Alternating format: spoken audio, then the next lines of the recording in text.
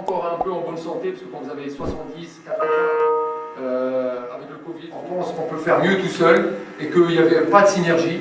Et on se rend compte que les métiers qui paraissaient éloignés avaient une âme, avaient une synergie. Et très souvent, quand ils coupent les entreprises pour pouvoir soi-disant faire des groupes familiaux, des fleurons de l'industrie marocaine qui ont disparu de la scène économique parce qu'il y avait un problème de transmission. Je ne vais pas citer de nom, mais tout le monde les connaît. D'où l'intérêt en fait d'avoir ce genre de baromètre qui va quand même nous donner globalement qu'est-ce qui se passe sur le marché. Aujourd'hui, nous, en tant qu'experts, on a quand même, c'est la quatrième vague. Nous avons des tendances lourdes qui sont vérifiées. Ce sont des chiffres qui sont assez intéressants. Juste une petite parenthèse. Pourquoi vous parlez de quatrième vague alors que vous avez eu 2011, 2016? Là, il y a 2009, 2011, 2016. Là, on est resté sur la troisième. زكريا فهيم رئيس الكابيني BDO. هذه الدراسة كنديروها كل سنتين، هذه الفوج الرابع. علاش كنديروا هذه الدراسة؟ حيت ما كاينش بزاف ديال الدراسات اللي كتمشي تشوف اش كيجرى في لا ترانسميسيون ديال الشركات العائليه، لي زونتربريز كنسميهم فاميليال، اللي هما الاساس ديال الاقتصاد ديالنا اكثر من 90%. واليوم كنشوفوا بان بهذا الكوفيد بزاف ديال الشركات ضروا بزاف، ولهذا هذه الدراسه بينات بان الا ما كانش واحد الدفعه ديال الدوله، كاين اليوم تمويلكم، كاينه ماروك بي ام او اللي كتعطي بعد الدعم، خصنا نعرفوه للشركات العائليه باش يستافدوا منها. وشفنا واحد النقطه حتى هي اساسيه اللي كانت هذه في البدايه في 2009 و 2011 كان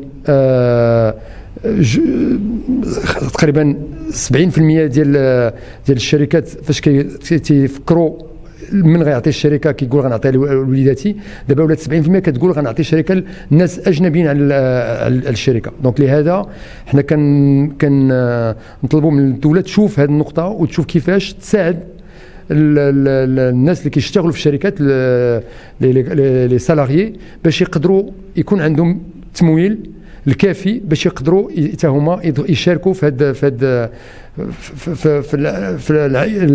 لا دوزيام في العيش الثانيه ديال الشركات باش ما يموتوش. دونك لهذا هذه الدراسه كتعطينا واحد الرؤيه على هذه الشركات، والنقطه الاساسيه اللي هي خصنا نعطيهم مساعده ونعطيهم امكانيات باش يقدروا يوجدوا راسهم، حيت هادشي كيطلب باش توجد راسك باش تعطي الشركه ديالك 3 سنين 5 سنين. دونك كيطلب شويه الوقت باش نعطيهم هاد الفرصه باش ينجحوا، باش الا دوزوا الشركه ديالهم سواء لولادهم سواء الناس اجنبيين الشركه تنجح وما تفلس.